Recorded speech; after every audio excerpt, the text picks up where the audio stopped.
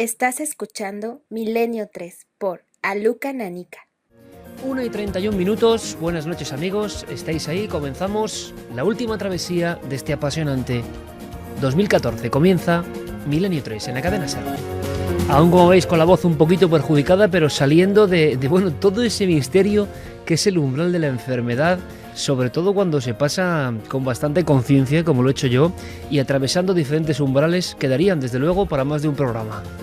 Son sonidos los que llegan ahora a la radio a través de las ondas y a través de los nuevos soportes digitales, recorriendo el universo, que eran habituales hace unos años. Es una música muy positiva, Exonic, y que viene con resumen numérico. ¿Por qué? Porque en el 2014 ha habido algunos datos que queremos compartir con todos vosotros. Me informa el compañero Guillermo León de que en 2014 solo las dos plataformas principales de distribución de material de audio, solo esas dos, han distribuido más de 13 millones de descargas de este vuestro programa, que es un detalle significativo para convertirlo en el más escuchado en estos formatos en castellano en todo el mundo. Pero hay más datos que os pueden interesar, datos para sacar cierta conclusión, cierta reflexión. Los meses de marzo del 2014, de noviembre pasado y de este, han sido los más fructíferos en cuanto a descargas. Aproximadamente, y repito, estas dos grandes plataformas de sobra conocidas y que distribuyen material sonoro han arrojado un número de 1.300.000 descargas, es decir, 1.300.000 clics para escuchar y para disfrutar, aterrarse, estar a favor o en contra del programa. Pero, ¿y si vamos a los 5 programas que más os han gustado, impactado, más habéis escuchado este año? ¿Sacaremos también algún tipo de conclusión? Estoy seguro que ahora cada uno hace sus cábalas, cada uno piensa en sus programas preferidos. Desde luego la semana pasada, yo ya sin voz, pero hubo algún momento de esos míticos, hubo un momento de máxima emoción, esos instantes que no son habituales, pero curiosamente, en 2014, el programa más escuchado es uno cuyo título era Ébola, Conspiración y Leyenda. En la segunda posición, Viajeros del Tiempo. Atentos porque en la medalla de bronce de este 2014, con millones de descargas, Ébola, lo que nadie nos cuenta. Entre las 3 primeras posiciones, en el podium de honor, 2 programas sobre ese término que evidentemente, ya está claro, si hay que elegir un término del 2014, ese sería, por desgracia, Ébola. Cuarta posición para Mesopotamia, un programa que hicimos sobre la profecía, sobre un lugar tan especial, pero que también estaba a lomos de la actualidad porque tenía que ver con toda la enorme destrucción provocada, por ejemplo, por el ISIS y esa zona sin ley. Esta noche, términos como ébola o ISIS, como es de rigor, también van a volver a aparecer. Y rompiendo toda la dinámica, eso sí, en la quinta posición, en este Top 5 de Milenio 3 en el 2014, Noche de Ánimas, un hueco para los clásicos. ¿Y vosotros qué opináis? ¿Cuál ha sido el programa del 2014 que más os ha llenado, que más os ha impresionado? Ahora cuando viajemos en busca de algunas noticias y algunos momentos, estoy seguro de que notaremos la sensación de aceleración. ¿En qué sentido? Cada vez más información, cada vez más vertiginosa, cada vez más difícil de asimilar, cada vez con menos pautas precisamente para extraer reflexiones. Estamos sumidos en un auténtico tsunami informativo y no sabemos muy bien cómo navegar por él. Nosotros lo intentamos todos los sábados. ¿Lo conseguimos? Pero terminamos remarcando ese dato que nos llena de orgullo. Más de 13 millones de descargas completas de programas de Milenio 3 a través de las dos plataformas. Muchísimas gracias. Es una noticia de última hora que es un poco el broche a un año completo. Un año del que vamos a intentar sacar algún tipo de diapositiva, porque muchos de los misterios, de las conspiraciones, de los hallazgos científicos históricos siguen siendo eso, un enigma a día de hoy. Surgieron, vieron la luz en 2014, pero siguen haciéndonos pensar, discurrir. Y al final, eso es lo mágico y lo positivo. Don Santiago Camacho, buenas noches, compañero. Buenas noches, Iker. ISIS y ébola como dos de los términos fundamentales este año. Pues sí, dentro de, no ya de la conspiración, sino dentro, yo creo que de la información general. Porque si tuviéramos que hacer un resumen, un ranking, que lo vamos a hacer, de lo que ha sido este año en el mundo de la conspiración, veremos que prácticamente todas las noticias impactantes que han cruzado los titulares de los periódicos de todo el planeta han tenido su vertiente conspiranoica, han tenido su cara B, que cada vez la gente es más suspicaz y se conforma menos con las versiones oficiales de los temas que se le proponen como actualidad, y que prácticamente no había titular nacional o internacional que no haya sido comentado en clave conspiranoica en algún sitio. Noel Calero en los mandos sonoros, Fermín Agustí, Guillermo León y Diego Marañón preparando todo en navedelmisterio.com. Ahí tenéis toda la información de nuestros programas, de la radio, de la tele, de los contenidos, de la Expo de Cuarto Milenio, que sin duda será una de las grandes noticias del 2015, la exposición de abril de Cuarto Milenio, de la que seguiremos informando puntualmente. Javi Pérez Campos, compañero, buenas noches. Hola, muy buenas noches. Clara Tahoces, buenas noches. Buenas noches. También nos acompaña, por supuesto, Carmen, con todas las líneas de contacto ya abiertas, que, por cierto, las recordáis, Milenio 3 con número @cadenaser.com, porque podéis proponernos temas o decirnos directamente cuáles han sido para vosotros los más impactantes, los más importantes. También en las redes sociales, Nave del Misterio, en Facebook, en Twitter y en Google+. Y nosotros, sin más, sin perder un solo minuto, comenzamos. ¿Cómo dividir? ¿Cómo hacer una especie de mesa de redacción intensa, por lo menos en la primera parte del programa? ¿Cómo establecer los bloques informativos? ¿Cómo casi diseccionar un viejo periódico sonoro? Pues hemos empezado por algunas noticias de impacto que tienen que ver con el misterio. Noticias que nos dejaron helados, porque luego se confirmaron incluso con unas tristes muertes, como es el primer caso que nos ocupa en un titular muy concreto. Ya sabéis que el selfie, por ejemplo, se ha convertido, a raíz de la ceremonia de los Oscars, en una especie de forma de actuar del ser humano moderno. También a veces un ejemplo de la idiocia moderna. Hemos tenido casos de tragedias mil por la tontería de hacerse un selfie, ¿no? O hacerse selfies en sitios tan dramáticos que debería dar vergüenza a la persona que se los hace. O infortunios mezclados precisamente con esta especie de locura, ¿no? Ese matrimonio que se caía por un acantilado haciéndose un selfie con sus hijos presentes. O ese otro que se caía al foro donde estaba la fiera, que acababa con él. Son ejemplos de dónde estamos, ¿no? Para bien o para mal. Pero hubo un selfie concreto que dio mucho que hablar. Ese va a ser el inicio de este repaso. La celebrity inglesa Pete Geldof subió esta foto de ella y su bebé y dice que no hay explicación para lo que parece una pequeña mano justo sobre su hombro. El miedo continúa y, como todo el mundo sabe, cuando se tiene miedo siempre se deja una luz encendida. Aparentemente los no muertos asustan a cualquiera, sin importar los miles de seguidores que se tengan. Es una historia, una fotografía, sería una de las fotografías de portada de esta plancha de prensa a la antigua usanza que vamos a hacer en vuestra compañía, y que supura todo lo que puede ser la innovación tecnológica o las nuevas formas de proceder en el 2014. Las modas más o menos idiotizantes o eficaces que se reparten por todo el mundo. Una foto más, una autofoto, y aparece algo. El personaje no era un personaje cualquiera, Javier. Era un personaje que se podría considerar una creadora de tendencias. Ella era modelo, presentadora, llevaba varias columnas en periódicos importantes como The Guardian, el Daily Telegraph, incluso fue seleccionada por la lista Tatler para aparecer en el top 10 de los iconos de moda para el año, siendo la más joven de esa lista. Llegó a tener un reality de televisión para ella sola en la MTV. Y precisamente por eso causó tal impacto esta noticia. Para empezar, porque estaba relacionada con su muerte, una muerte prematura. 25 años de edad tenía esta chica cuando fue encontrada en la cama de la habitación de invitados. La autopsia dijo que la causa de la muerte había sido una sobredosis de heroína. Y lo que ocurrió es que pronto los medios se hicieron eco de una noticia que había ocurrido días antes, pero que fue a raíz de su muerte cuando el eco fue aún mayor. Al parecer, esta mujer, esta modelo, publica una fotografía en Instagram unos días antes de su muerte, en la que aparece con su hijo, con un niño pequeño en la bañera, y de repente ella se da cuenta de que en ese selfie que ella se ha hecho aparece algo que no debería estar ahí. Una especie de mano, una mano viscosa, una mano con los nudillos muy marcados, con los dedos muy delgados. Algunos hablaban que podía ser la mano de un niño y que ella no sabía muy bien cómo explicarla. De hecho, el mensaje que acompañaba esta fotografía decía: Este es un detalle de la fotografía en la que se ve una misteriosa mano fantasma en una foto que hice de Astala y mía en el baño. No es mi mano, ya que con una cogía su cintura y con la otra hacía la foto. Además, el ángulo de la mano es muy extraño si fuera la mía. Y esa imagen se convierte en prototipo de historia de fantasmas del 2014, la más célebre seguramente, recorre el mundo. ¿Qué es lo que ocurre?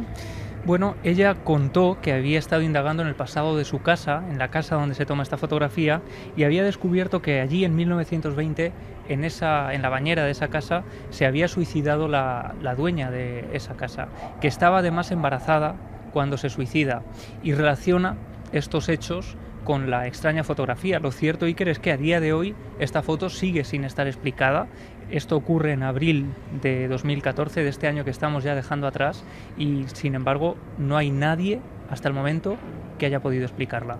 El día 16 de abril, si no me equivoco, de este mismo 2014, hace unos cuantos meses abordábamos la cuestión como una noticia más, y todo se complica con la aparición precisamente del cadáver de esta muchacha poco después del dramático selfie que entonces adquiere esa pátina de historia horrible y gótica casi, ¿no? Sí, además, unos días antes de su muerte, de hecho unas horas antes de su muerte, algunos medios apuntaban como si fuera una premonición. Peach publica una foto en las redes también, una foto suya de pequeña con su madre, y junto a esa imagen decía, estas somos mi madre y yo, ¿no? Casi como si estuviera despidiéndose de esta forma. Era una mujer que publicaba bastante en Instagram, en las redes sociales, y de hecho estas redes a lo largo del año nos han servido pues para conocer otro tipo de noticias, ¿no? Similares, con fotografías parecidas, dándose eco a este tipo de cosas, pero como decíamos, el fallecimiento de Peach en abril de 2014 pues hace que la fotografía tenga aún mayor recorrido, que intente ser también explicada de diferentes maneras, pero hasta ahora pues no hay ninguna teoría que pueda considerarse oficial y que pueda explicar esta extraña foto. Sobre la muerte que hemos sabido, porque también hubo una especie de umbral de comentarios de lo más diverso que le daban eso, un aspecto truculento a toda esta historia, como una fotografía de algo malo que está por suceder, ¿no? Esa mano huesuda que te agarra en un selfie de forma inconsciente con tu hija sin ningún tipo de problema y que te llevas el susto de tu vida. Y luego vas y mueres a una edad tan temprana y en lo más alto de la cresta de la ola de lo que sería además el éxito social prototípico de hoy en día que buscan tantas figuras y celebrities como era Peach Geldof, ¿no? Entonces, hija de un famosísimo músico, de Bob Geldof, ¿no? Exactamente. ¿Qué ocurre? Que se habló también de extraña muerte. No sé hasta qué punto eso al final se ha resuelto. Sí, de hecho algunos medios hablaban de una misteriosa muerte porque ella aparece en esa cama como si se hubiera desvanecido en un momento dado, sin nadie en casa, como si nadie la hubiera podido socorrer, y eso aumenta un poco el misterio de cómo con 25 años una persona puede fallecer de forma tan drástica, ¿no? Ella sí que había tenido problemas con las drogas, pero precisamente en esos días ella estaba saliendo ya, decía que había conseguido superar esa etapa. No solo eso, sino que había mantenido conversaciones telefónicas días atrás con su marido, con familiares, y todos la habían notado perfectamente.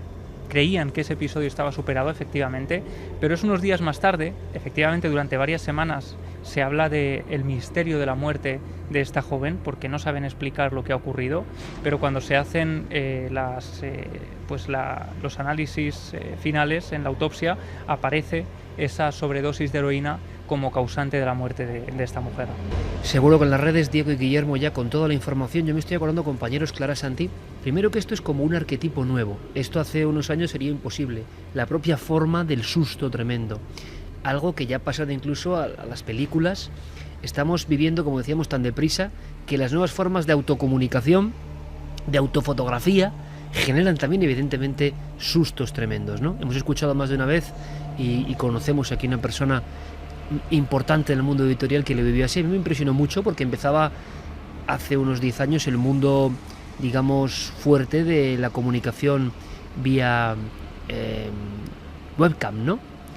Y recuerdo perfectamente cómo me narraba esta persona que estaba en su casa en Barcelona en concreto, comunicándose pues con un novio que tenía en aquel momento, su pareja con la que salía.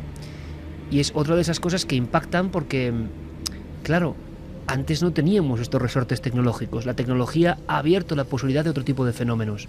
Estaba junto a un pasillo, el ordenador, la webcam, y entonces ese novio, desde el otro lado de la pantalla, a cientos de kilómetros, le decía: hombre, qué bueno que estoy tu sobrina en casa.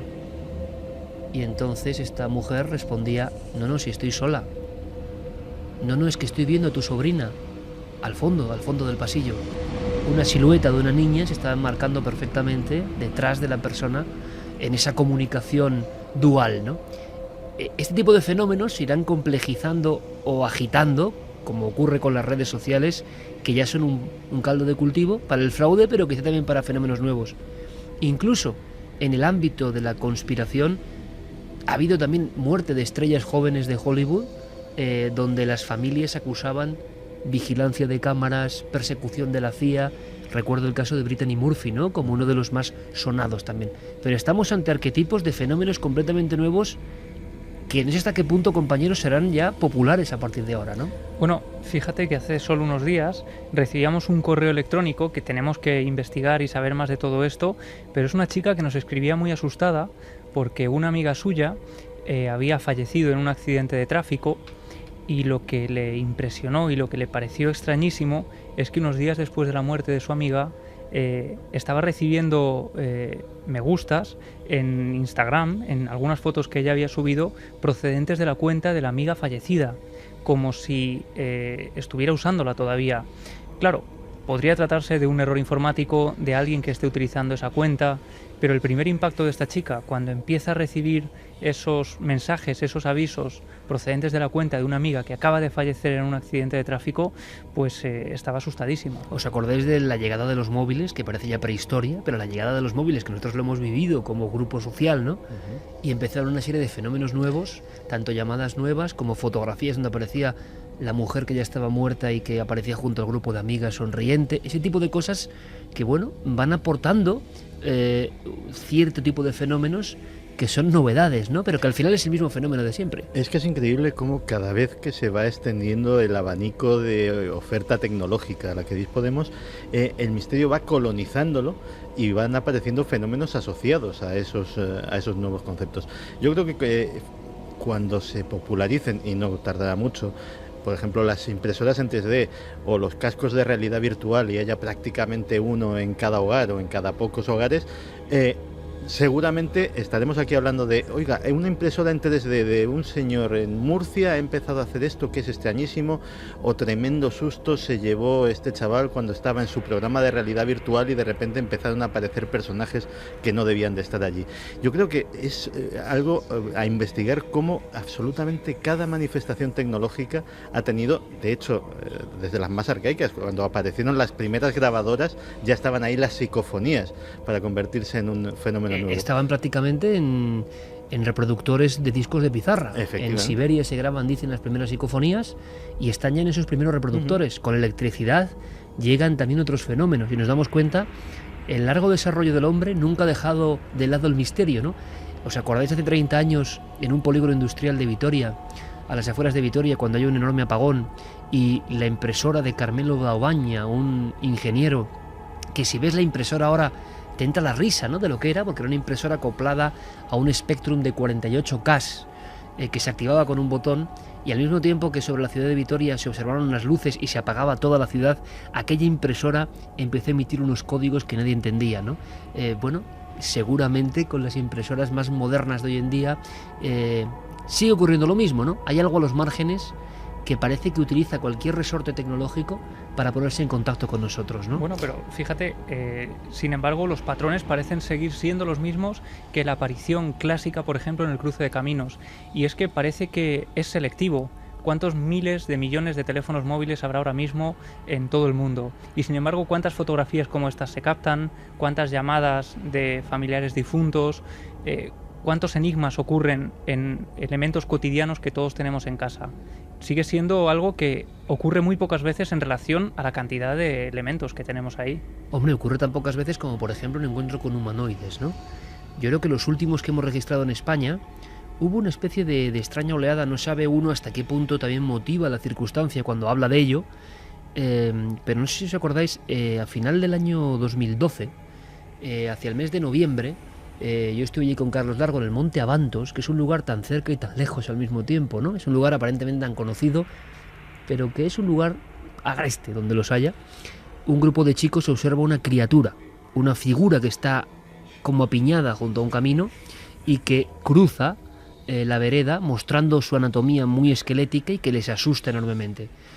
A los pocos días, en un campo de aerogeneradores de la provincia de Cádiz, en la sierra de Cádiz, alguien llega a bajarse del vehículo, a acercarse para comprobar que lo que creía que eran dos operarios eran dos figuras muy extrañas y eráticas que miraban fijamente, que parecían los clásicos seres, como contamos en Cuarto Milenio, de los visitantes, ¿no? Y hubo como 5 o 6 casos, uno de ellos protagonizados por el equipo de músicos del célebre grupo Medina Zahara, que volvían de una ruta o se encargaban de ir a una ruta por carreteras de Extremadura y se encontraban también con una figura que cruzaba la carretera. Hubo como una pequeña oleada y esto no es nada habitual. El 2013, digamos que por lo que hemos sabido, fue mucho más escaso, que es lo que ocurre, no sabemos por qué pasan estas cosas o dejan de pasar. Y en el 2014 ha ocurrido algo. Diego Marañón, compañero, buenas noches. Buenas noches a todos, ¿qué tal? En Estados Unidos, y además es curioso porque estos sí que son casos ya rarísimos, ¿no?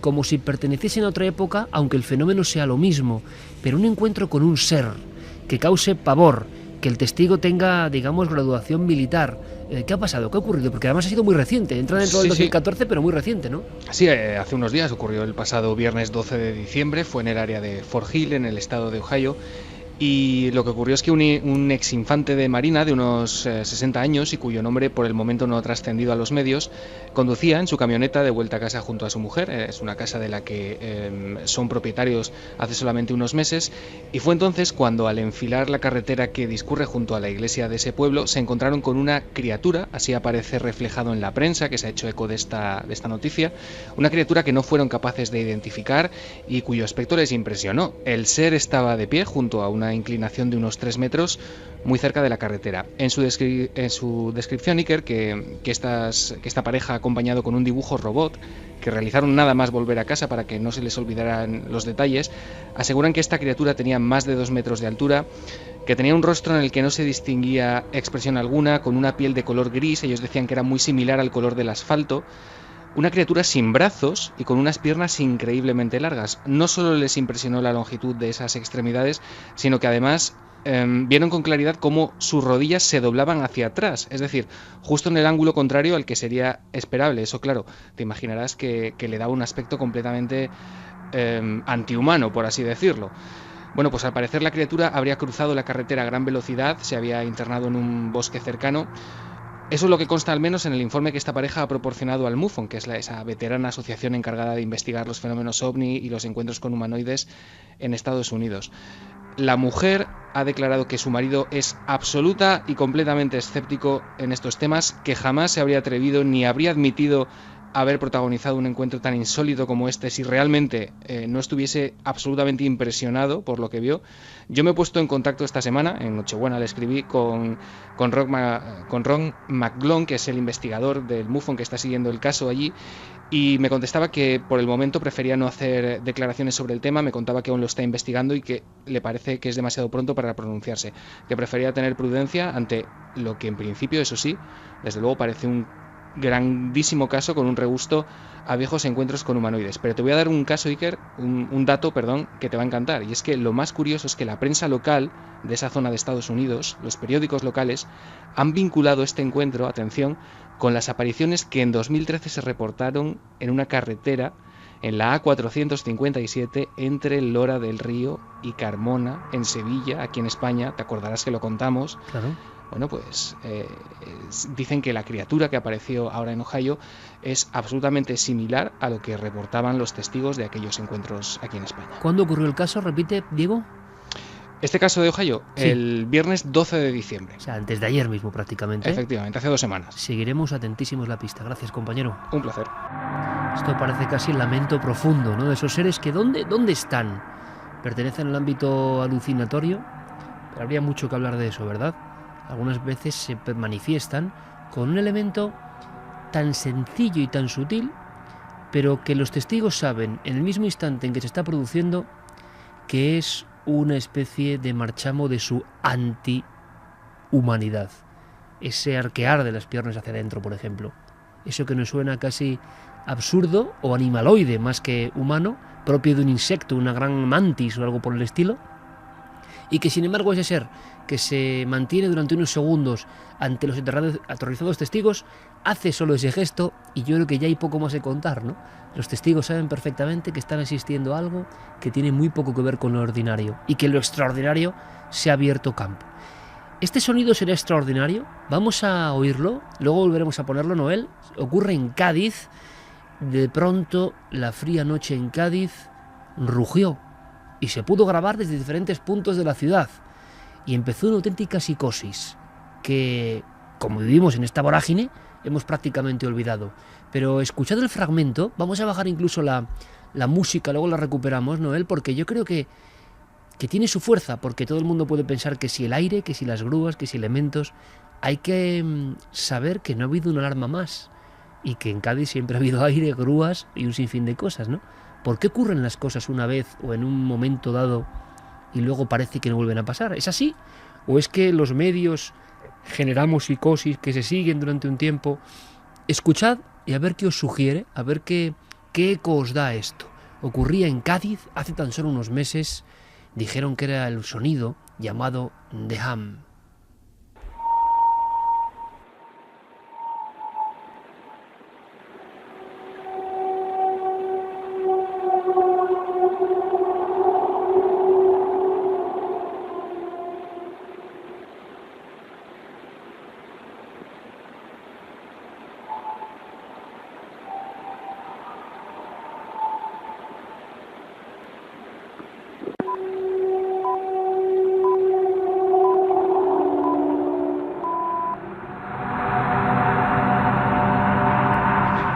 Dos en punto de la madrugada en este periódico local, regional, universal que estamos realizando con noticias que creemos que no deben ser olvidadas. Al final todas están unidas por el mismo nexo, ¿no? Creemos que todas tienen una enseñanza, que se han quedado en el debe, que no hemos podido resolverla satisfactoriamente, que siguen siendo un reto que tenemos que analizar con todos vosotros. Se habló del HUM en Cádiz y toda la prensa, por supuesto nosotros acudimos allí y había auténtica expectación, Clara. ¿Qué ocurrió? ¿Qué sabemos a día de hoy? Bueno, pues sabemos que el 7 de enero, la madrugada del 7 de enero, es decir, muy poquito después de que los niños hubieran abierto sus regalos de Reyes, de madrugada, como decimos, Andrés González, de 37 años, de profesión carpintero, se hallaba durmiendo cuando este sonido que hemos escuchado le despertó. Era un sonido tan fuerte y además que no cesaba, que incluso algunos testigos posteriormente lo describirían como algo insoportable, que no tuvo más remedio que levantarse y ver de dónde procedía ese sonido, esa fuente de sonido que no logró identificar, y cómo se prolongó entre las 4:30 de la madrugada y las 6:30, tuvo tiempo hasta de grabarlo. Posteriormente de la difusión de esta noticia, de la denuncia de Andrés González, pues surgieron más de un centenar de testigos al final que también habían escuchado este sonido, y no solamente en Cádiz capital, sino en otras localidades, pues como por ejemplo San Fernando, Río San Pedro, Puerto Real, Jerez de la Frontera y Zahorra. Es más, según algunos testigos, el sonido en estas localidades, concretamente en Puerto Real, Río San Pedro, por ejemplo, se escuchó antes de que se produjera en Cádiz, es decir, hacia las 3:30 de la madrugada.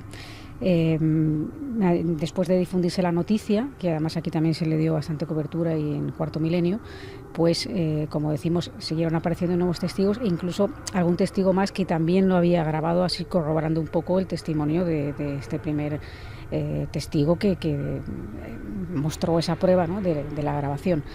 Y bueno, luego se especuló que si ese sonido podía proceder del puerto, de las grúas, en el viento, una serie de circunstancias a las cuales pues la gente de allí está acostumbrada, es decir, que no sería extraño que esos ruidos sonaran de repente como algo que te despierta y no sabes lo que es, sino que más bien son ruidos comunes que se producen en la ciudad con asiduidad y con normalidad y que están integrados, es decir, como cuando estás viviendo en una casa y tú conoces perfectamente los ruidos, oyes cualquier crujido y sabes que eso es del vecino de arriba o que eso es de la cañería, pues esto es algo así, ¿no? ¿Que por qué se produjo en esa fecha y después no se supo nada más? Pues es un misterio. Como ha ocurrido en otros muchos casos del ham, que es un fenómeno nuevo de hace 3 años, ¿no? Sí, prácticamente. De hecho, el único precedente que había históricamente era el famoso zumbido de Taos, en Taos, Nuevo México, que sí llevaba bastante más de una década oyéndose, pero era una cosa muy localizada que solo sucede allí y que además ni siquiera es lo mismo, porque es algo que pueden escuchar unas personas y otras no. Es decir, es algo que tiene que ver más con la capacidad auditiva de las diferentes personas que algo como esto, que es una cosa escuchada en áreas amplia y densamente pobladas, como puede ser una ciudad como Kiev, capital de Ucrania, como puede ser zonas de Canadá, de Estados Unidos, también con grandes poblaciones, escuchado por miles de personas, registrado con grabadoras, teléfonos, etcétera, etcétera, y que después de varios años de polémica, sobre todo cada vez que surge uno en la ciudad o país donde surge, y de algunas investigaciones, alguna de ellas patrocinada por el gobierno canadiense y pagada con dinero público, pues solo sabemos que no sabemos nada. Es decir, sabemos que el fenómeno es real, sabemos que existe y que hay decenas de teorías sobre su posible origen y que todas fallan en algún u otro punto. Es curioso porque recibíamos en la redacción esta misma semana, hoy mismo, mientras cenábamos, a Nacho Ares.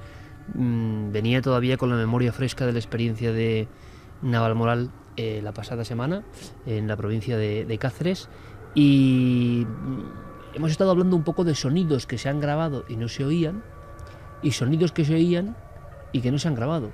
Quiero decir con esto, da la impresión de que el misterio, donde se produce, donde ocurre, donde se instala en nuestra vida, tiene a veces una especie de normativa interna que no podemos entender.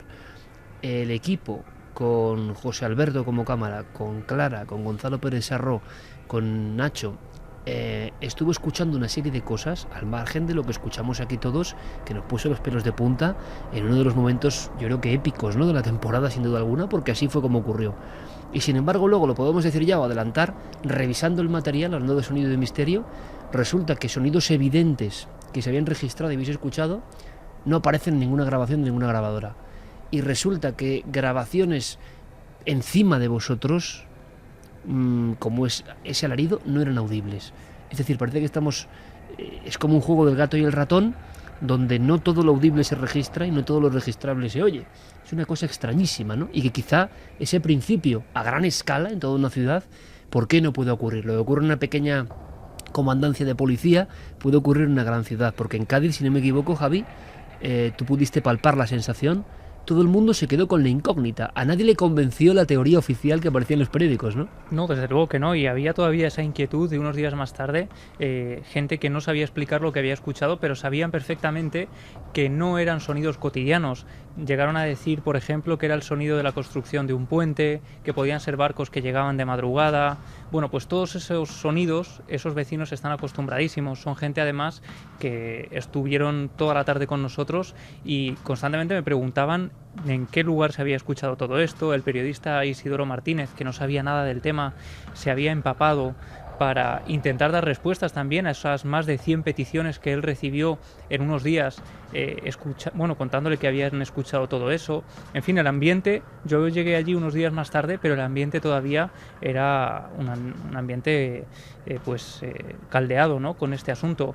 Pero fíjate qué curioso, yo en la madrugada del 2 de marzo de este año, estando en mi casa de Ciudad Real, de repente, a eso de las 4 de la madrugada, me despierta un sonido idéntico a este, un sonido metálico tan fuerte y tan extraño que me despierta, que suena por toda la calle. Yo me levanto, varios familiares vienen conmigo también porque se despiertan ante ese ruido.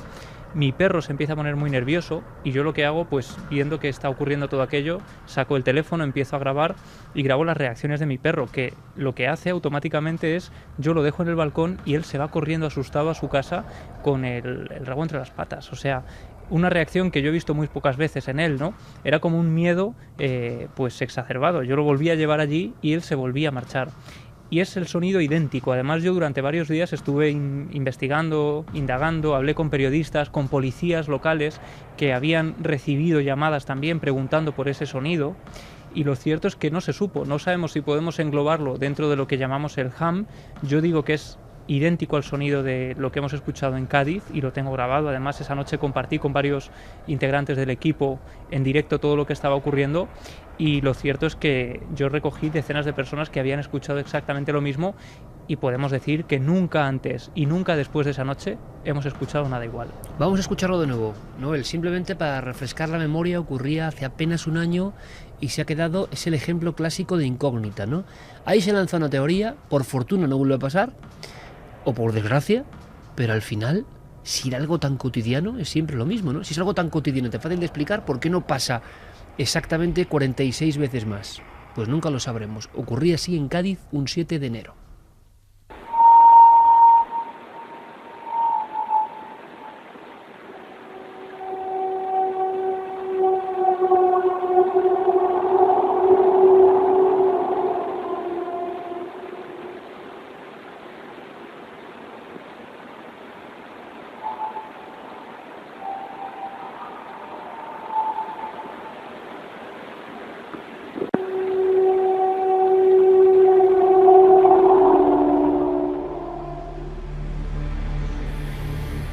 Pues por otro lado, lo que acaba de contar Javi es tremendamente interesante, porque los perros no solamente, y todos los que tenemos perros lo sabemos, tienen un especial sentido para detectar lo que es anómalo. Todos hemos visto cómo nuestros perros se asustan con los fuegos artificiales, por ejemplo, porque es algo que no está en su rutina, no está en su experiencia cotidiana. Pero es que además nosotros podemos escuchar un rango de frecuencias que va desde los 20 a los 20.000 hercios. En el caso de los perros, eso se triplica. Ellos llegan a escuchar frecuencias inaudibles para los seres humanos que llegan hasta los 60.000 hercios, lo que nosotros denominamos ultrasonidos, que para ellos es sonido absolutamente normal. Nosotros los llamamos ultrasonidos porque no los oímos, pero ellos sí los oyen. ¿Qué estaría oyendo tu perro, Javier, en ese rango de frecuencias que para nosotros no existen, pero que para ellos sí? ¿Qué estaría oyendo para sentir ese terror? No sabemos si todo en el misterio, esa aparición que hemos visto de un humanoide, de un ser que arqueaba sus piernas en dirección a las corvas en vez de las rodillas, para entendernos, generando un movimiento anómalo y muy visual, esa mano huesuda, de procedencia desconocida, que aparece poco antes de la muerte de esta joven celebridad, o las historias de luces en la noche, como ahora vamos a comentar, quizá en ese mismo espectrograma que ha hecho Santi, muy visual pero sonoro, nosotros tenemos una franja de percepción muy estrecha, muy concreta, y tanto por arriba como por abajo, y lo hemos hablado esta misma noche, moran miles de historias, moran miles de habitantes de universos que no sabemos si tenía razón el poeta Paul Eluard cuando dijo hay muchos mundos pero están en este, porque sí que parecen muy cerca de este mundo.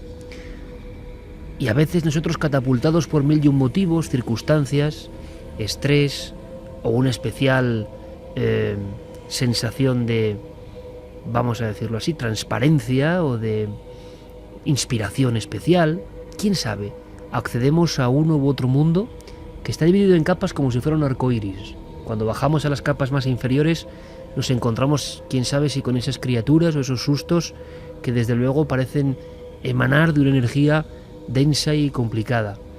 Cuando accedemos a lo más sutil, a lo más elevado, a lo más complejo, por tanto, lo más difícil de acceder, resulta que todo es mucho más luminoso, como si hubiese también una serie de fenómenos absolutamente superiores a nosotros, o de una belleza muchísimo mayor.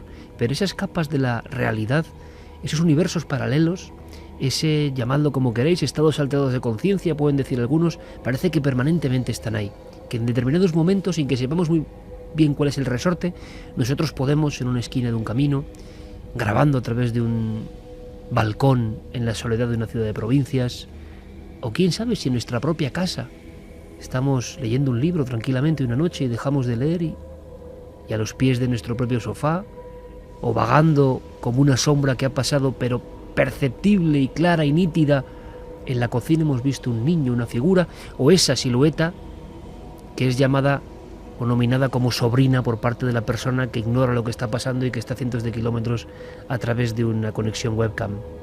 Todo esto parece un estrecho mundo que a veces dilata sus membranas, y nosotros, como seres más o menos porosos o más o menos corpóreos, podemos llegar a entrar y absorber todo esto o no, o podemos ser totalmente refractarios, ¿no? Y no quedarnos con nada.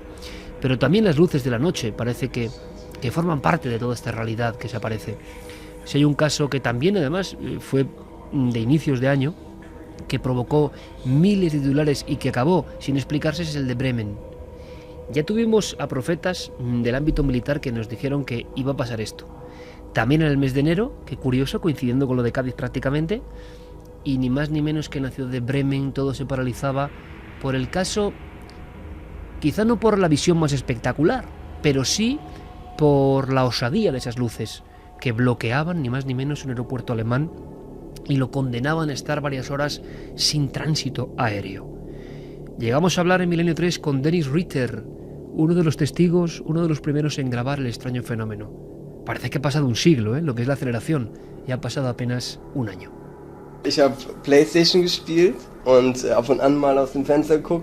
Estaba jugando a la PlayStation y me asomé a la ventana y de repente vi por encima de las casas un punto blanco parecido a una estrella. Al asomarme oía continuamente el sonido de un avión como si estuviera sobrevolando todo el rato la zona. Pensé que quizás no tenía aún el permiso para aterrizar o quién sabe. Y entonces decidí fotografiarlo porque se trataba de una estrella bastante grande. Miré en Facebook y vi que un amigo había subido una captura de pantalla de una aplicación de vuelo que decía que un avión rondaba por el cielo de Bremen. Entonces pensé que sería un avión que no tenía permiso para aterrizar, no sé por qué. Luego seguí jugando a la consola y en algún momento este punto ya no estaba en el cielo. Y entre media hora y una hora más tarde voló un helicóptero por aquí encima y volví a asomarme algo mosqueado. Después, antes de irme a dormir, volví a echar un vistazo en Facebook.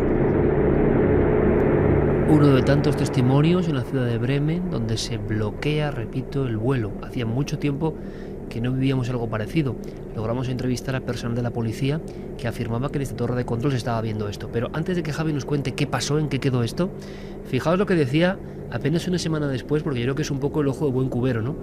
El coronel Fernando Cámara, que después de la experiencia personal de perseguir el OVNI de Manises y de conocer casos de primera mano, analizaba con frialdad el suceso, las circunstancias, que ocurriese en pie de pista, que provocase ese caos aéreo en plena Europa Central, y lanzaba una profecía. Lanzaba el 7 de enero, hacia el 15 de enero, nos contaba en vivo qué es lo que iba a pasar según él. Vamos a ver si ha tenido razón. Todos los países, todos estos casos los tienen declarados como secretos confidenciales. ¿Por qué? No es porque quieran ocultar, es porque no saben lo que es. Y como no saben lo que es, a ningún país le gusta reconocer que en su espacio aéreo de su soberanía pasan cosas que no saben lo que son. Y eso es, y por eso es por lo que le declaran ahí. Entonces, ¿qué hacen? Pues procuran, como no saben lo que es, si supiesen lo que es, no te quepa la menor duda de que lo dirían. Ahora investigarán, verán, no sabrán de las trazas y eso, no habrá nada más, te cogerán a 3 o 4 testigos y cogerán y dirán, es un objeto volante no identificado. ¿Acertó, don Fernando Cámara? Acertó de pleno, porque a día de hoy las únicas noticias que existen sobre el OVNI de Bremen son las que se publicaron en enero de 2014, justo a raíz de la visión de este extraño objeto, de este eco que apareció también en los radares. Y no hay nada más, no se ha publicado nada sobre esa investigación que Fernando Cámara confirmó que la defensa alemana estaba investigando estos hechos porque esas trazas que dejaba el objeto no eran continuas, y lo cierto es que no sabemos más que lo que ocurrió allí. Y no es poco, porque desde luego este tipo de visión, que se paralice el espacio aéreo de un país o de una ciudad durante casi 3 horas, en concreto entre las 6 y las 8 de la tarde, hay vuelos que tienen que ser cancelados y desviados. Hay incluso, según publicó el diario Bild, el piloto de un avión llega a decir, cuando están aterrizando, dice a los pasajeros que tienen que volver a ascender en pleno proceso de aterrizaje porque estaban a punto de chocar con un eco de origen desconocido. Hay incluso controladores que intentan establecer contacto con el eco no identificado de ese radar. Las autoridades se pusieron en marcha inmediatamente, aparecieron helicópteros para intentar localizarlo, los policías también se convierten en testigos de esta luz en el cielo, que nadie sabe a día de hoy qué fue, no saben explicarlo. Se enviaron esos helicópteros, el estruendo, por ejemplo, de ese objeto fue tal que algunos vecinos, como el que escuchábamos, llegan a salir al balcón y hacen esas fotografías. Luego hubo también cierto revuelo porque ocurrió ese efecto tan curioso que se ha denominado efecto Lázaro, ¿no? Algunas personas empiezan a publicar vídeos falsos o vídeos que se habían publicado años antes como si fueran el objeto luminoso que se ve sobre Bremen. Y todo esto, claro, genera un ambiente de caos, de desconfianza, la gente no sabe muy bien qué creer. Hay también testigos que ven cómo esta luz, este objeto sobrevuela el estadio Werder Bremen, que eso es lo que hace, por ejemplo, que la noticia salga en decenas de periódicos deportivos, ¿no? Incluso en España. Y lo cierto es que, como decía Fernando Cámara y comentábamos antes, a día de hoy sigue sin haber una explicación, las autoridades no han dado ninguna respuesta y, como decían algunos profesores en la facultad, la sobreinformación es la mejor forma de desinformación. Al final, para tapar un asunto, no hay nada mejor que dejar que las noticias sigan su curso. Y además al nivel, ¿no?, que ocurren ahora mismo, que son decenas de noticias prácticamente por minuto. Bueno, pues otra noticia muy vinculada a las redes y a los peligros de la red nos sobrecogía tiempo después, con una figura propia de la imaginación popular, pero que se ha convertido en realidad porque ha habido gente que ha matado por ella. Por tanto, vaya realidad más rotunda, ¿no? Escuchamos a un miembro de la policía de un departamento, de un lugar concreto donde ha ocurrido un hecho horrible. Ese hecho horrible es la siguiente noticia que tampoco deberíamos olvidar. Llevo aquí unos 24 años como capitán de la policía de Waukesha y jamás había visto un crimen de esta naturaleza, especialmente si tenemos en cuenta que se trata de chicas de 12 años. La víctima ha estado a punto de perder la vida. Una de las heridas provocadas por las puñaladas está rozando el corazón, y eso sin contar las otras 18 puñaladas que presenta. Un hecho sobrecogedor y que además luego se repitió. Diego, compañero, buenas noches de nuevo. Hola Iker, pues sí, hablamos de Slenderman. Hasta 2014 este personaje era tan solo una de las muchas historias que nacen y que crecen en la red gracias al talento de mucha gente. No era un personaje que sobresaliera especialmente fuera de esos circuitos, pero este año una serie de trágicos acontecimientos como ese que acabamos de escuchar, que tuvieron lugar en su nombre, o para honrarle de alguna manera, le dieron un nuevo impulso y han hecho que incluso quienes jamás habían escuchado hablar de Slenderman sientan curiosidad y hasta escalofríos.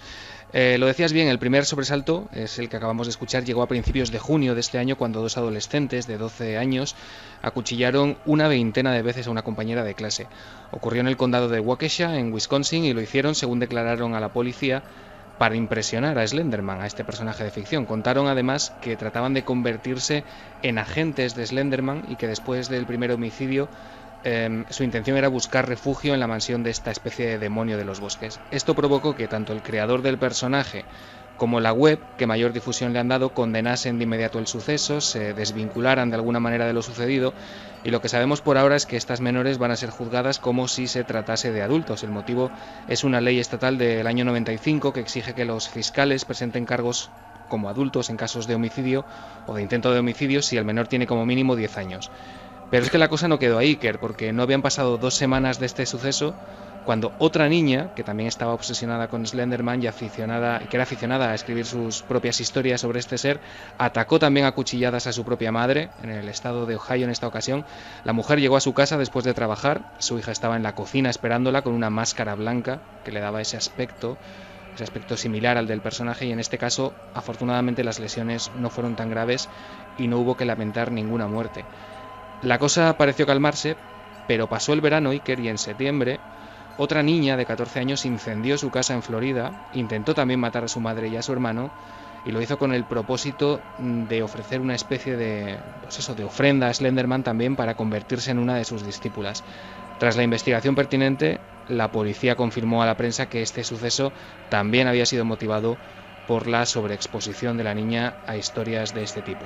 Está acabando el año, esperemos que Slenderman, este personaje, no vuelva a saltar a los medios por este tipo de situaciones. Por fortuna también hubo historias más positivas o más beneficiosas para el conocimiento común de nuestro misterioso cerebro.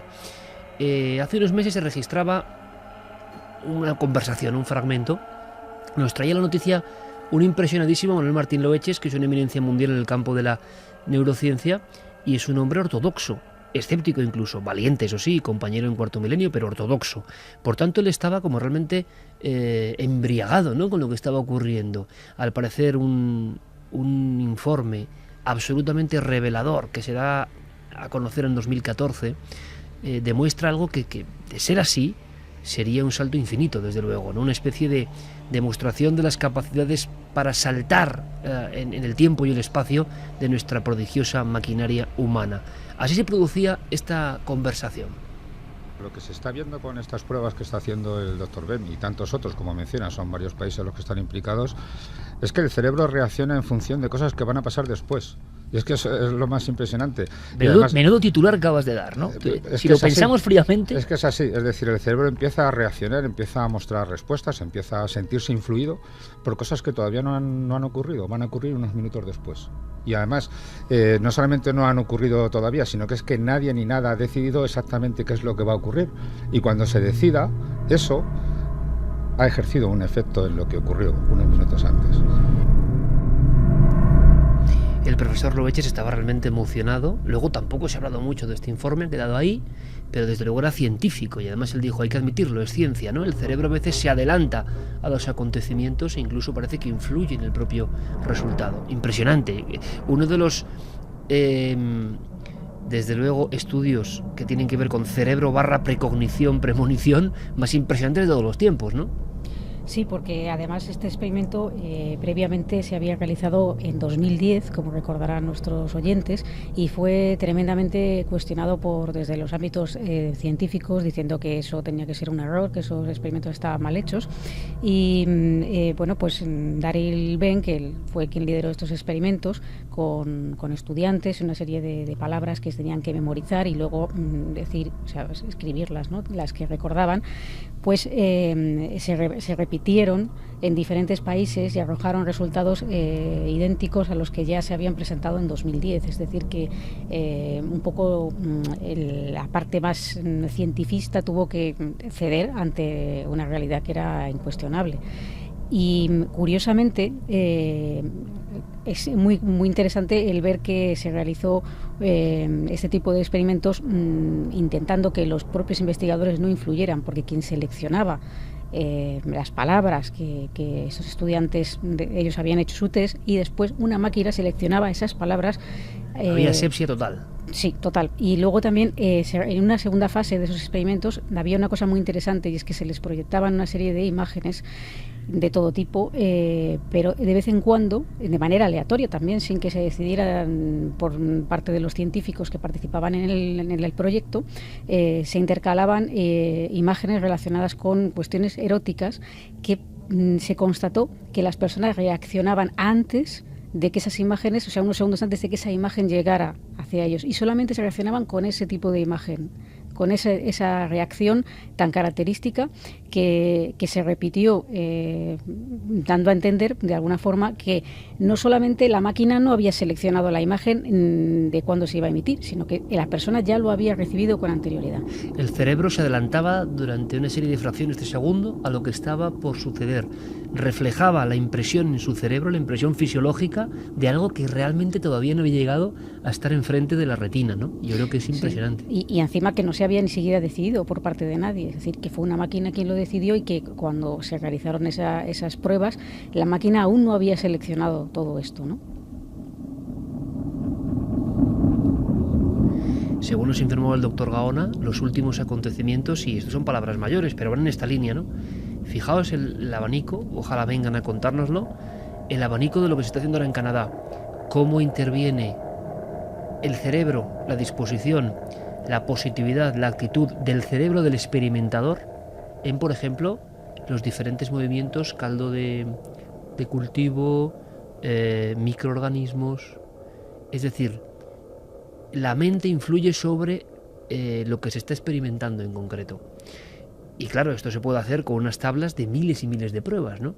Pero el umbral que se abre ahí es impresionante. Es decir, que el científico está influyendo, como siempre hemos dicho, ¿no? O hemos temido o creído en muchos de los ámbitos de lo misterioso sobre el objeto que se está llevando a cabo, ¿no?, como estudio. Así que veremos qué ocurre. Carmen, yo no sé nuestro público si cree que ha habido alguna noticia que más le ha impresionado, que más ha destacado, que cree que nos hemos perdido en este repaso, o que cree que sea absolutamente fundamental para recordar el 2014 en el ámbito del misterio de momento. Pues buenas madrugadas, sí que es la verdad es que están comentando sobre las noticias que se han dado hasta ahora. Por ejemplo, Rocío dice: Slenderman, la fobia de mi hijo, días y días sin dormir. Juan Antonio Hidalgo, sin duda, el de los niños y los rituales es terrorífico, lo que puede hacer alguien con fama y poder, te quedas indefenso. Pantera, ¿cómo está el patio? Que los adolescentes se obsesionen con personajes de ficción y cometan actos luctuosos. Nuria dice: no podemos dejar pasar lo sucedido con el vuelo MH370, queremos saber lo que pasó por sus familias. Jesús: hay muy poca gente aquí en Cádiz que se haya enterado de esta noticia, apenas es conocida en la ciudad, pero es cierta. El dron de Bremen, lo dudo que fuera un dron militar o algo por el estilo, creo que fue un ovni fijo, nos lo decía Antonio Rubio. Patos Kruger: nunca se van a presentar, solo vigilan para que no cometamos ninguna barbaridad que termine con este planeta. Y Nora dice: es alucinante que algo tan fuerte como lo que ocurrió en Bremen pase ya completamente desapercibido. ¿Qué nos pasa? También se están haciendo muchos comentarios, Iker, en torno a la foto pues de la cantante y de su hijo. Todo tipo de teorías, como cuando dimos la noticia, que si es la posición en la que está, que si es un montaje, que si había alguien detrás, en fin, mucha polémica en torno a esa fotografía. La misma polémica desde luego la foto tiene algo, porque claro, tiene una muerte detrás, ¿no? Y entonces genera el mismo batiburrillo de opiniones a favor y en contra que hizo en su día. Luego enseguida repasaremos, casi a modo de teletipo, pero es muy interesante, algo que la ciencia con misterio nos ha traído. Unos hallazgos que son muy sorprendentes y que forman parte ya de nuestra vida cotidiana. Pero preguntaban por el MH370, Santi, y este sin duda es uno de los clásicos. Si hay que hablar de top de la conspiración en 2014, hay que empezar exactamente por aquí. Hola, ¿qué tal? Muy buenas tardes. A esta hora no hay datos, parece un misterio. No hay pistas del avión en el que viajaban 239 personas y con el que se ha perdido contacto. El aparato de Malaysia Airlines salió de Kuala Lumpur e iba a Pekín. Las autoridades de Vietnam dijeron en un primer momento que habían encontrado restos del fuselaje en el mar, algo que después han descartado. La propia compañía habla de avión desaparecido y no siniestrado, aunque se teme lo peor. Se perdió el contacto con el aparato solo 2 horas después de despegar. Este es el consejero delegado de la empresa. Las autoridades están tratando de confirmar. 2:30. Santi nos va a contar en titular, realmente casi en teletipos. ¿Qué nos supimos? ¿Cuál es la clave conspiranoica? Pues era el 8 de marzo, eran las 12:41 am y aquel vuelo que salía de Kuala Lumpur y debía llegar a Beijing nunca llegó. Y se le declaró como siniestrado, como desaparecido, y poco a poco fuimos sabiendo noticias cada vez más alarmantes. Supimos que aquello había desaparecido súbitamente del radar, pero que no estaba en el punto en el que había desaparecido el radar. Supimos que esa desaparición del radar había sido voluntaria por parte de alguien dentro del avión y empezó a investigarse y a culparse tanto al piloto como al copiloto. Supimos que varias horas después ese avión siguió emitiendo señales que fueron captadas por satélite 4 horas después, pero que sin embargo no se podía localizar dónde estaba, en un arco que podía estar desde Kazajstán hasta mitad del Océano Índico. Y precisamente en mitad del Océano Índico empezamos a oír un nombre, empezamos a oír el nombre de la isla de Diego García, un atolón propiedad del gobierno británico, pero que se lo tienen arrendado a las Fuerzas Armadas estadounidenses, donde tienen una gigantesca base aeronaval. Y empezaron a surgir las teorías y un misterioso mensaje. Philip Woods, uno de los pasajeros, un ingeniero estadounidense de IBM que viajaba en el avión desaparecido, envió presuntamente una fotografía y un mensaje en el que decía que estaba retenido allí con el resto de los pasajeros. La fotografía estaba absolutamente en negro, pero como estaba hecha con un iPhone, estaba geolocalizada. La fotografía tenía su marca de GPS y esa marca indicaba un sitio, la base de Diego García. Desde entonces se han ido sucediendo teorías. Se ha hablado de los 20 empleados de una importante empresa estadounidense que la CIA temía que cayeran en manos del gobierno chino. Se ha hablado de conspiraciones económicas. Y lo último que hemos sabido es la historia de Marc Duguin, un exdirector de una compañía aérea francesa, Proteus Airlines, que en recientes declaraciones esta semana a la revista Paris Match dice que él está convencido y que sus investigaciones, con sus investigaciones puede demostrarlo, de que el avión fue controlado a distancia, algo que se puede hacer, parece ser, con un Boeing 777 hackeado, y que viajó a las Maldivas en dirección hacia la base de Diego García, donde él se desplazó y donde los lugareños le dijeron que sí, que habían visto un avión, cosa que por lo visto se ha omitido en los informes oficiales. Todo parece indicar que tal vez ese avión pudo ser secuestrado, que tal vez el propósito de ese avión era utilizarlo como un misil improvisado, como en los casos del 11 de septiembre, y que tal vez algún gobierno, en previsión de que en una de sus instalaciones militares o en una gran ciudad de la zona fuera a caer semejante aparato, lo derribó encima del mar y todavía no lo ha confesado.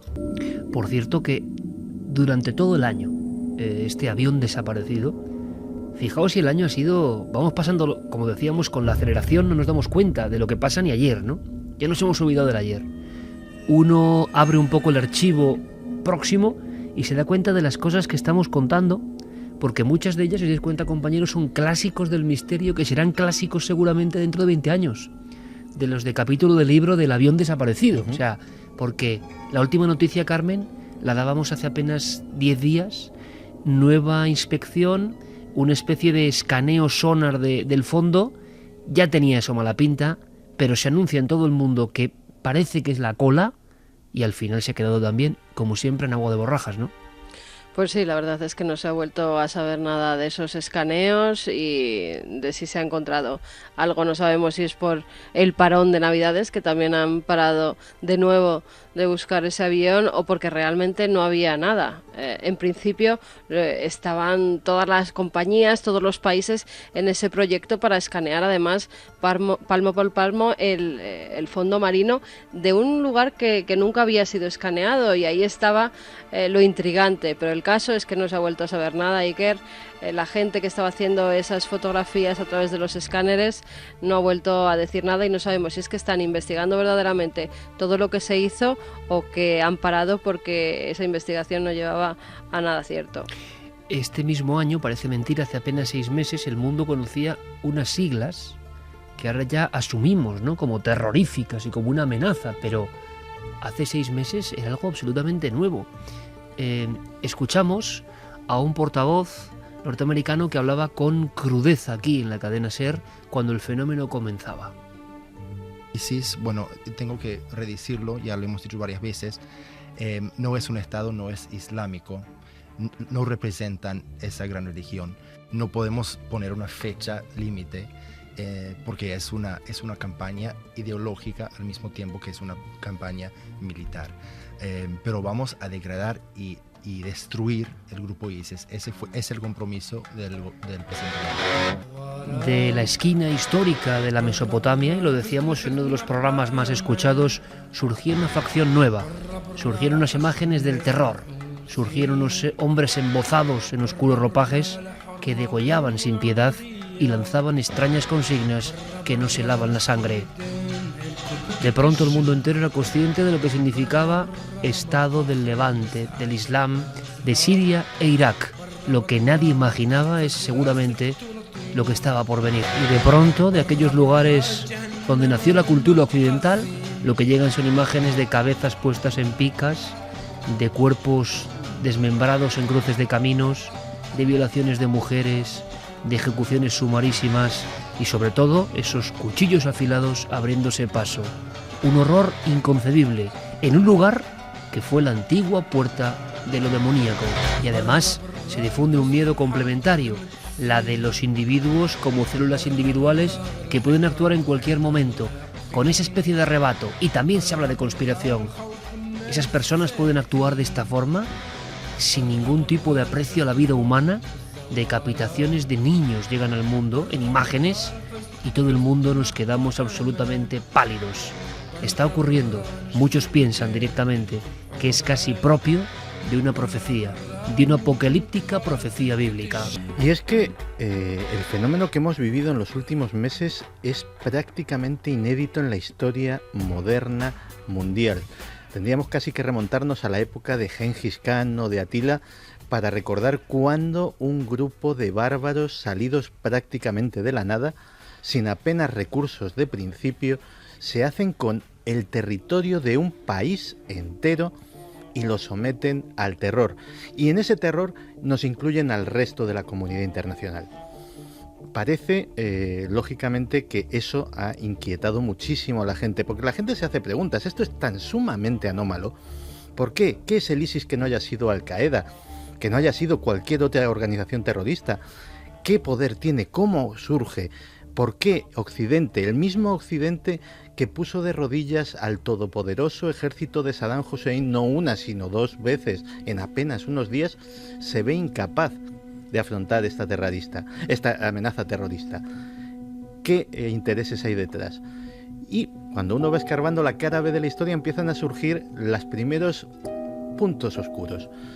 Empieza a descubrir, por ejemplo, que todo esto comienza en el seno de la guerra civil que está ocurriendo, sigue ocurriendo en Siria, y del apoyo que Occidente, nosotros, la OTAN, Estados Unidos, le dimos a esos rebeldes que estaban en contra de la tiranía del gobierno de Assad. Y sin embargo, algunos de esos rebeldes prácticamente forman ahora las filas de eso que tanto nos aterroriza. El dinero de los contribuyentes estadounidenses sirvió en muchas ocasiones para entrenar y financiar a alguno de estos terroristas. Y eso es algo que, desgraciadamente, y eso le añade escarnio al escándalo, no es la primera vez que sucede. Ya sucedió con un hombre que también está escrito en letras de sangre en la historia de los Estados Unidos, con Osama Bin Laden. Cuando uno ve una película de hace muchos años, Rambo 2, creo recordar 3, los héroes eran los mujahidines afganos, eran los luchadores por la libertad que se enfrentaban contra la tiránica opresión de la Unión Soviética.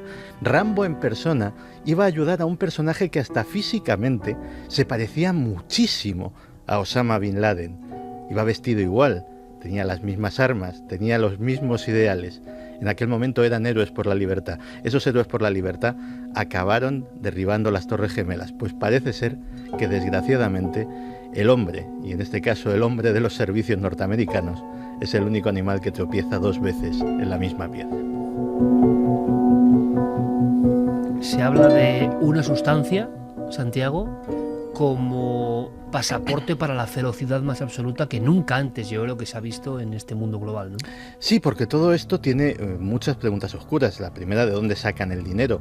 Una de ellas, una de las fuentes de financiación es el petróleo, y entonces habría que preguntarse quiénes son los que le compran el petróleo al Estado Islámico, porque el petróleo no lo compra ni siquiera las empresas individuales, tienen que ser países, grandes corporaciones. ¿Quién está financiando ese petróleo? Pero luego otro muy impensable es el tráfico de drogas. Hay una droga que se llama el Captagon, felinato de... ahora mismo no me acuerdo, pero que es una metanfetamina muy potente, que se está convirtiendo en la droga de moda en todo Oriente Medio, y se está extendiendo su uso a Egipto, está corriendo por toda la cornisa del norte de África, e incluso los expertos temen que algún día, no muy tardío, cruce el estrecho de Gibraltar y nos la encontremos en Europa. Esa droga, esa metanfetamina, aparte de ser muy rentable porque es muy fácil de producir, porque es muy barata también de producir, aparte de eso tiene unos efectos que le convienen muchísimo al Estado Islámico. ¿Te acuerdas de los assassins? De aquellos individuos que tomaban una poción hecha con hachís y otras hierbas alucinatorias, que les provocaba que tuvieran un valor y una ausencia de temor a la muerte, que les hizo poner de rodillas a todo el Oriente Medio de su época? Pues sucede exactamente lo mismo. Ese Captagon produce un estado disociativo que te hace mantenerte al margen de lo que haces, no sentir dolor, no sentir fatiga, no sentir hambre, no sentir sueño, y sobre todo no sentir reparos morales a la hora de cometer cualquier atrocidad que se te ordene. No vas a tener conciencia, no vas a tener mala conciencia ni pesadillas después, porque en el fondo es como si no lo estuvieras haciendo tú.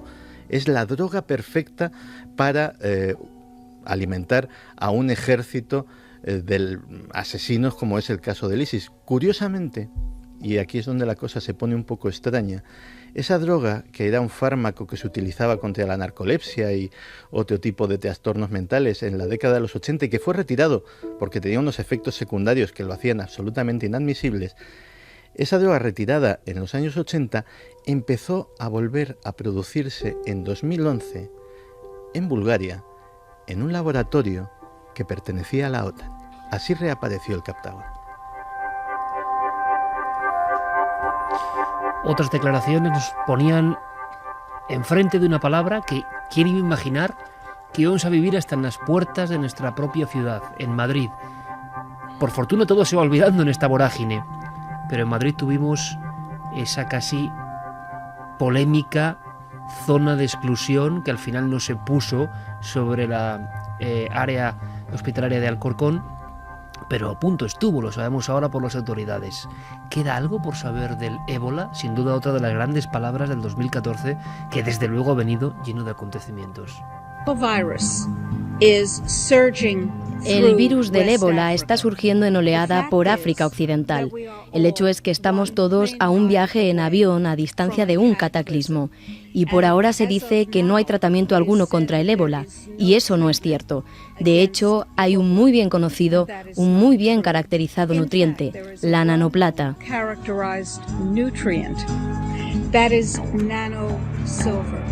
Personas con remedios, personas asustadísimas, personas que fallecen, personas que aseguran que hay una conspiración.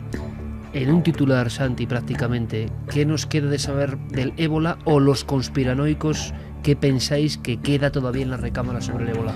Pues en la, digámoslo así, en la versión alternativa del ébola se piensa que queda por saber prácticamente todo. De dónde surgió, qué papel han tenido los laboratorios de armas biológicas, qué interés tienen las multinacionales farmacéuticas en ello y algunos aspectos curiosos.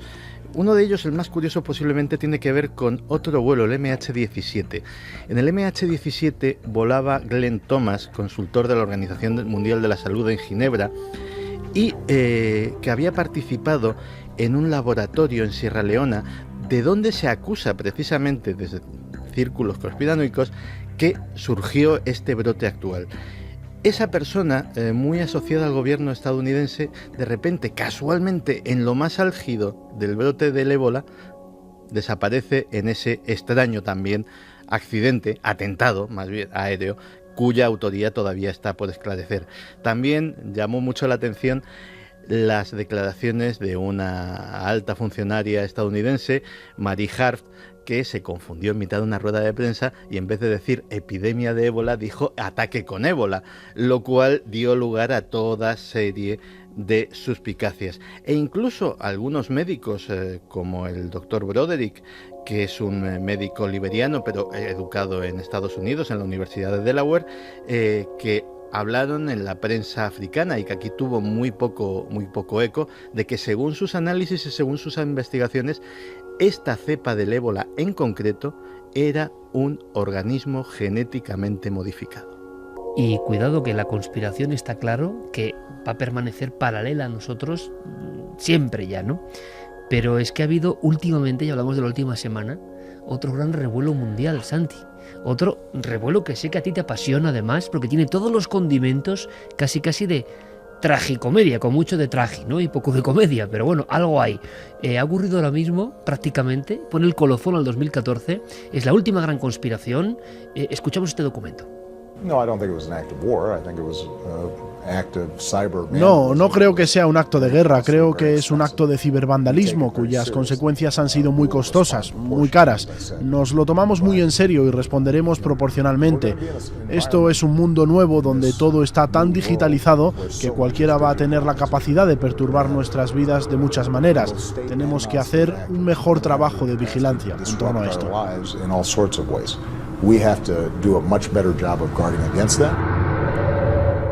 más ni menos que el gran mandatario Obama hablando sobre algo que ha ocurrido con unas compañías, con una película, con Corea del Norte, y que ahora sigue siendo epicentro de una auténtica guerra fría. Sí, porque el episodio, que a veces efectivamente coge ciertos tintes de sainete, se sigue desarrollando. Vamos a intentar resumirlo en un par de minutos. En junio se sabe por parte del gobierno norcoreano que va a haber una película, La Entrevista, en la cual se satiriza a su camarada Kim Jong-un, lo cual es intolerable, y el gobierno coreano emite una serie de protestas contra Sony Pictures, que es la compañía que produce esta película. Esas protestas no son escuchadas y empieza a haber una serie de ataques informáticos contra esta productora, llevados a cabo por un grupo que se hace llamar Guardianes de la Paz. Empiezan a sacar de los servidores de Sony copias de películas que todavía no han sido estrenadas, guiones de películas que todavía no han sido producidas, por ejemplo, la última de James Bond, etcétera, etcétera, y digamos que empiezan a presionar de esa manera. Desgraciadamente, para Sony Pictures no ceden a la presión y esto va a más. Y entonces sucede el gran hackeo de Sony Pictures. El gran hackeo de Sony Pictures, que básicamente es coger todos los servidores de correo de la compañía y volcárselos. Con lo cual se empiezan a hacer públicos las miserias del mundo de Hollywood, quién habla mal de quién, a quién le consideran un cretino, a quién le consideran una creída, a quién le consideran buen actor, a quién le consideran mal actor, quién gana más, quién gana menos, por qué los hombres ganan más que las mujeres, por qué los blancos ganan más que los negros. Es decir, toda una hoguera de las vanidades hollywoodiense puesta al descubierto, pero además están cuentas de correo de todos los empleados, cuentas corrientes, números de la seguridad social, es decir, toda la información de la compañía. No contentos con esto, los Guardianes de la Paz amenazan a los cines donde se va a estrenar la película y dicen que va a haber graves consecuencias en aquellos lugares, aconsejan a la gente que no ir y hacen referencias veladas al 11S. Sony decide apelar a la prudencia y retirar la película. Entonces, acabamos de escucharle, se mete por medio el señor Barack Obama y dice que la actitud de Sony es intolerable, irresponsable y que Estados Unidos pues no debe de ceder ante los chantajes de los terroristas. Sony recula y la pasada Navidad, hace un par de días, la película es estrenada en algunos cines y online. Pero a su vez sucede algo que empieza a elevar la escala de violencia internautica. De repente, Corea del Norte se queda sin internet. Misteriosamente, después de que Obama anunciase que se iban a tomar medidas proporcionadas, según él. Lógicamente, los coreanos se enfadan muchísimo. A día de hoy sigue habiendo cortes intermitentes en Corea del Norte, es decir, el ataque no ha cesado, a pesar de que se dice que la unidad 121, que son posiblemente el nombre de los que se esconden detrás de estos Guardianes de la Paz, es la mejor unidad de ciberguerreros del mundo. Pues bien, estos ciberguerreros coreanos no han sido capaces de parar un ataque que no se sabe muy bien de dónde viene, pero que todos creemos, incluidos los propios coreanos, que viene de los Estados Unidos. Y ahí se queda la cosa cuando de repente, hace un par de días, Xbox Live y PlayStation Network se vienen abajo otra vez. ¿Han sido los coreanos? No, resulta que la cosa ha tenido tanto eco mediático que hackers de todo el mundo han dicho vamos a atacar a Sony y ya de paso pues a Xbox. En este caso se llaman Lizard Squad. Los Lizard Squad han tenido a los jugadores que les habían regalado una consola estas navidades sin estrenarla online durante todo este tiempo. ¿Qué sucede? Que ellos buscan notoriedad y se mete por medio, esto ya sí que es un sainete, ni más ni menos que otro conocido, Kim.com, el que era dueño de Mega Upload, multimillonario, que lo metieron en la cárcel un tiempo, luego salió, ahora ha creado Mega y dice que él quiere jugar con su consola y entonces ofrece a los de Lizard Squad 3.000 cuentas gratuitas de por vida para su red Mega a cambio de que cesen el ataque. Y los de Lizard Squad aceptan. Pero ¿qué sucede? Que como ya no les rentaba esto, deciden cambiar de objetivo. ¿Y hacia dónde se van? A atacar Tor. Tor, la famosa red a través de la cual, entre otras cosas, se accede a la Deep Web y a otro tipo de servicios que no son, digámoslo así, los habituales en Internet. ¿Y a quién cabrean en esta ocasión? A Anonymous. Anonymous, que depende para su supervivencia de Tor, básicamente su ecosistema. Anonymous pone un mensaje a los de Lizard Squad diciendo: «Hey, Lizard Mafia, no te metas con la red Tor. La gente la necesita porque sus gobiernos son corruptos. Estáos quietos». Lizard Squad no hace caso y automáticamente Anonymous publica el nombre, la dirección, el correo electrónico, el teléfono y todos los datos de uno de los miembros de Lizard Squad como aviso. Y a su vez publica una serie de mensajes intercambiados con ellos en las que el susodicho suplica que le dejen en paz a él y a su familia, que esto era solo un juego y que ya no lo va a hacer más. Y así está la cosa de momento. Un apocalipsis digital en marcha. Ya te digo, es un sainete que empieza con una película y Corea del Norte y está extendiéndose hasta unos límites que vete a saber dónde llegarán. Esta noticia en concreto, la última, demuestra que el mundo está en una especie de espiral de locura y además en una espiral de locura que es muy fácilmente variable, ¿no? Y que una serie de grupos de amigos pueden hacer variaciones que antes solo era propia de un ejército, ¿no? Y ni siquiera que hizo un ejército llegaba a esto. Ahora mismo la batalla digital está abierta y nos quedamos tan sorprendidos. Todo esto en el 2014. Y aún hay más, porque hablaremos en unos minutos de algunos hallazgos que son importantes y que tienen que ver con la ciencia. Pero, bueno, hay uno que vamos a adelantar, porque yo creo que ha sido también otra cosa que iba como para máxima celebración y se ha quedado ahí como, ¿verdad? Recordamos el momento en la cadena SER. Un gran salto para Philae, un verdadero paso para la humanidad. El diario Liberación parafrasea a Neil Armstrong al tocar el suelo lunar para reseñar lo que Financial Times no duda en calificar de maravilla cósmica. La foto en blanco y negro tomada por el robot en su descenso al cometa 67P se repite en toda la prensa mundial para reseñar el primer aterrizaje de la historia en un cometa. Otro momento que casi se nos había olvidado, es cómo vivimos, ¿no? De repente hicimos una cosa épica, Carmen, pero esa cosa épica ha tenido también un poco su cara B.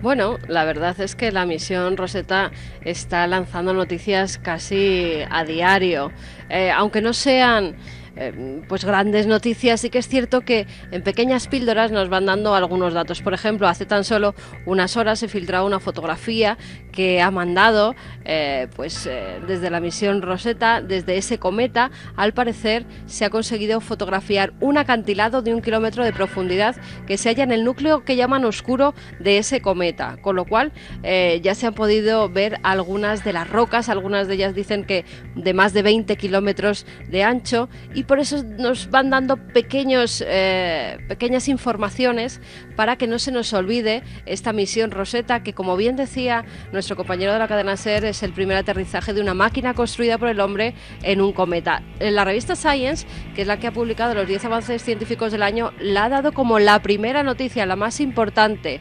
Hay que recordar que la nave fue lanzada en el año 2004.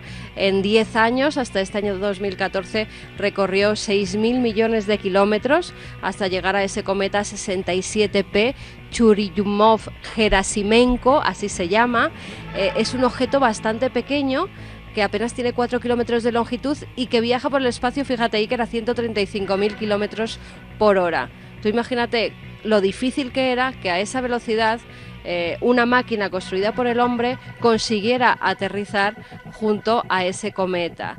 Esa sonda de descenso Philae, al final, con algún que otro problemilla, pues consiguió aterrizar en el 67P, y ahora no solamente nos han mandado las fotografías de ese acantilado, sino que también se ha logrado saber que tenía agua. Ya sabéis que se planteaba la teoría de que el agua terrestre se produjo por la colisión de un cometa con nuestro planeta. Lo que se ha logrado saber es que ese agua que tiene el cometa no es el mismo que hay en la Tierra, es un agua diferente, tiene otros componentes, con lo cual parece que esa teoría por el momento no se puede comprobar. A nivel de arte prehistórico también ha habido una novedad importantísima, ¿no? Por lo menos en titulares, cuéntanos. Sí, lo que pasa es que se dan algunos datos que yo creo que no son del todo ciertos, porque en España, si no recuerdo mal, en el Castillo, en la Cueva del Castillo, en Cantabria, las dataciones llegaban hasta los 45.000 años, ¿no? 44.600, sí. Efectivamente, bueno, pues ya dan como las pinturas rupestres descubiertas en Indonesia como las más antiguas del mundo, cosa que no es cierta. Decía que Chauvet tenía unos 39.000 años de antigüedad y que estas podían tener entre 39.900 y 35.400 años, con lo cual serían pues las pinturas más antiguas del mundo, según publicaba la noticia, y entonces esa teoría de que el arte surgió en Europa caería del todo. ¿Qué ha pasado? Pues que en Indonesia lo que se han encontrado no es en cuevas, es en una serie de rocas que se encuentran en unos abrigos rocosos. Se han encontrado, eso sí, manos como las que vemos en muchas de las cuevas de nuestro país.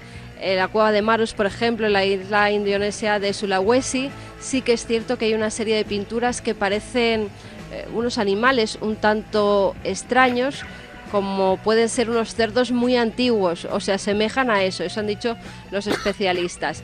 Pero eso de que sean las más antiguas del mundo, pues como que no están muy enterados de lo que ocurre en nuestro país y en las cuevas del Castillo. Bueno, pero Serena Noticia dio la vuelta al mundo, hay unas cuantas más, hacemos el repaso del 2014 y nosotros continuamos también con mucha más información. Nos esperan algunos casos, algunos testimonios, algunas visiones, algunas secciones. Es la recta final del 2014, ni más ni menos, en Milenio 3. Ahora las noticias y enseguida volvemos.